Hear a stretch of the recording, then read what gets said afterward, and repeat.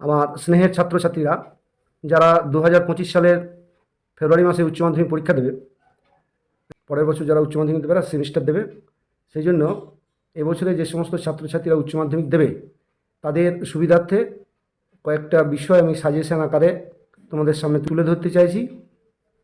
যে বিষয়গুলো থেকে এবারে বড় প্রশ্ন আসবে, যে চ্যাপ্টারগুলো থেকে আসবে, আমার এখানে 20টা মতো করা আছে। ভালোভাবে করে গেলে সবগুলোই কমন পাওয়া যাবে, একদম গ্যারেন্টেড। প্রথম যে 3টে প্রশ্ন আমি বলবো, সেই 3টে প্রশ্ন হচ্ছে ক্ষমতা বলতে কী বোঝো, ক্ষমতার মূল উপাদানগুলি বর্ণনা করো। দ্বিতীয় আছে জাতীয় স্বার্থ কাকে বলে, জাতীয় স্বার্থ রক্ষার বিভিন্ন উপাদানগুলি লেখো। 3 নম্বর প্রশ্ন হচ্ছে বিশ্বায়নের সংজ্ঞা দাও, বিশ্বায়নের বিভিন্ন রূপ পর্যালোচনা করো অথবা প্রকৃতি আলোচনা করো। এই 3টি প্রশ্ন করলেই তোমাদের একটা অবশ্যই এখান থেকে কমন পাবে।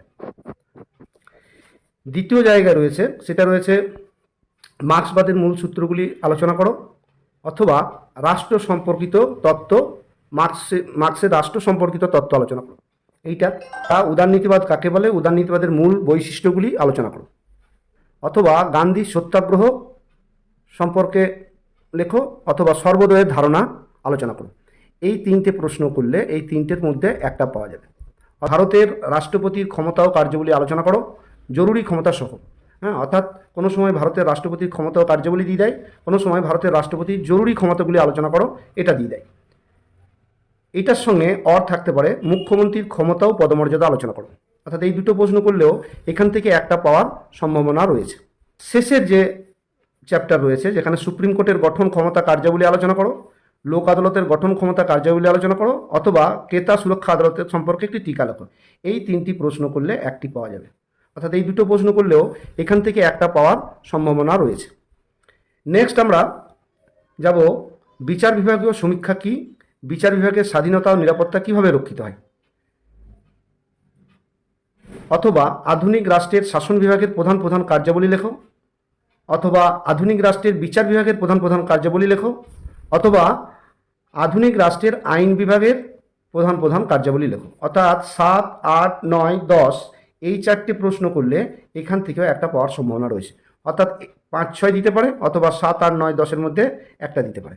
এই দুটো করলে একটা পাওয়া যাবে অথবা এই 4টে করলে অনেক সময় এখান থেকেও একটা প্রশ্ন হয়ে থাকে। নেক্সট হচ্ছে 11 নম্বর সাজেশনে যেটা আছে আমাদের, যে ক্ষমতা স্বতন্ত্রীকরণ নীতির পক্ষে বিপক্ষে যুক্তি দাও। ক্ষমতা স্বতন্ত্রীকরণ নীতির পক্ষে বিপক্ষে যুক্তি দাও। 2 নম্বর হচ্ছে দ্বিকক্ষ বিশিষ্ট আইনসভার পক্ষে বিপক্ষে যুক্তি দাও। 13 নম্বর হচ্ছে আমাদের যে আমলাতন্ত্র কি, আমলাতন্ত্রের বৈশিষ্ট্যগুলি আলোচনা করো। আর নেক্সট হচ্ছে এক কক্ষ বিশিষ্ট আইনসভার পক্ষে বিপক্ষে যুক্তি দাও। প্রত্যেকটা কোশ্চেন খুবই সহজ, ভালো করে একটু রিডিং করলে এই প্রশ্নগুলো থেকে সহজেই উত্তর দেওয়া সম্ভব হয়।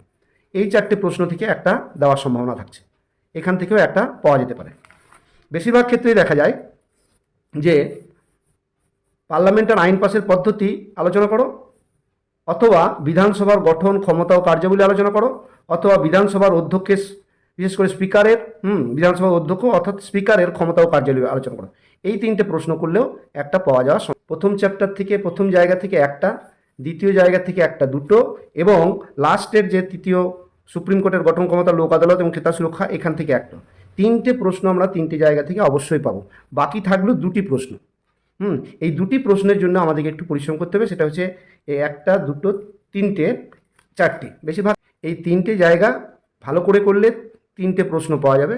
আর 2টি প্রশ্নের জন্য আমরা এখান থেকে এইটা এত দূর পর্যন্ত এই বিষয়গুলো দেখতে হবে, তাহলে তোমাদের ক্ষেত্রে খুব সহজ হবে। আমি এই প্রত্যেকটা প্রশ্ন সম্বন্ধে আলোচনা করব, সংক্ষেপে বুঝিয়ে দেওয়ার চেষ্টা করব যাতে তোমাদের পড়তে সুবিধা হয়, একবার পড়লেই যেন মনে থাকে। সেরকমভাবে সেটা আমি পরের ভিডিওতে তোমাদের সব জানিয়ে দেবো। সকলকে ধন্যবাদ। আজকের ভিডিও এই পর্যন্তই।